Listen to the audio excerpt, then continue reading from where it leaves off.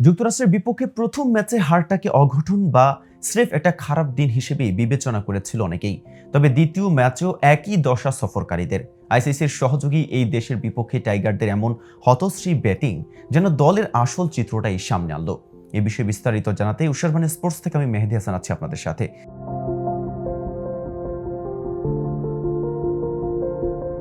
এখন নিজেদের ব্যর্থতা স্বীকার করা ছাড়া আর কিছুই করার নেই নাজমুল হোসেন শান্তের। ৬ রানের হার নিয়ে অধিনায়ক বললেন, খুবই হতাশাজনক। মাঝের ওভারে আমরা উইকেট হারিয়েছি। আমার মনে হয় এই জায়গায় আমরা ম্যাচটা হাতছাড়া করেছি। শেষ ২৪ বলে জয়ের জন্য বাংলাদেশের প্রয়োজন ছিল ২৬ রান, হাতে ছিল ৫ উইকেট। সাকিব আল হাসান, জাকের আলীর মতো ব্যাটাররা তখনও উইকেট ছিলেন। সেখান থেকে ১৩ রান তুলতেই ৪ উইকেট হারায় বাংলাদেশ। ফলে শেষ ওভারে জয়ের জন্য প্রয়োজন হয় ১২ রানের। হাতে বাকি থাকে মাত্র ১ উইকেট। আলী খানের করা ওভারের প্রথম ২ বলে ৫ রান নিলেও তৃতীয় বলে উইকেটের পেছনে ধরা পড়েন রিশাদ হোসেন।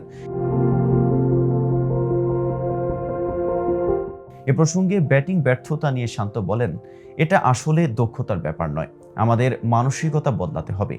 আশা করছি প্রথম ২ ম্যাচের চেয়ে ভালো কিছু পরের ম্যাচে দেখতে পারবো। সত্যি কথা বলতে আমরা ভালো ক্রিকেট খেলিনি, তবে আমাদের হাতে আরও একটা ম্যাচ আছে। আমাদের ভালো পরিকল্পনা করে আসতে হবে। আশা করছি ভালো ক্রিকেট খেলতে পারবো। এদিকে শান্তের সাথে সুর মিলিয়ে টি-টোয়েন্টিতে ছোট বড় দল বলে কিছু নেই বললেন সাকিব।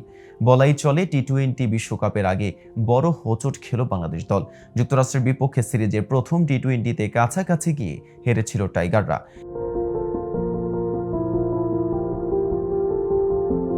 একই ভুল করেছে দ্বিতীয় ম্যাচেও। গতকাল ৬ রানের ব্যবধানে হারে নাজমুল হোসেন শান্তর দল।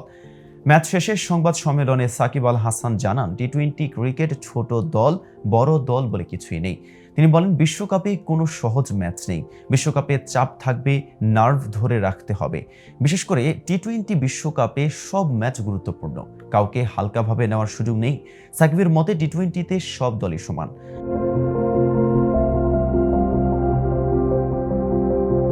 আমি ওয়েস্ট ইন্ডিজে ও নেপালের খেলা দেখেছি, তারা ভালো খেলেছে। আয়ারল্যান্ড, স্কটল্যান্ড ভালো খেলেছে। আয়ারল্যান্ডের কাছে হেরে গেছে পাকিস্তান। নির্দিষ্ট দিনে যে ভালো করবে সে জিতবে। এখানে কোনো কিছু হালকাভাবে নেওয়ার সুযোগ নেই। ১-২ ওভারেই খেলা ঘুরে যায়। এখানে সব সময় এখানে চ্যালেঞ্জ মোকাবেলা করতে হবে আপনাকে।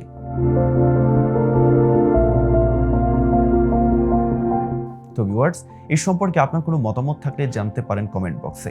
আর ভিডিওটি ভালো লাগলে লাইক শেয়ার করতে ভুলবেন না। আজ এ পর্যন্ত, এতক্ষণ সাথে থাকার জন্য ধন্যবাদ। নিত্য নতুন সকল আপডেট পেতে উশারবানি স্পোর্টসের সাথেই থাকুন।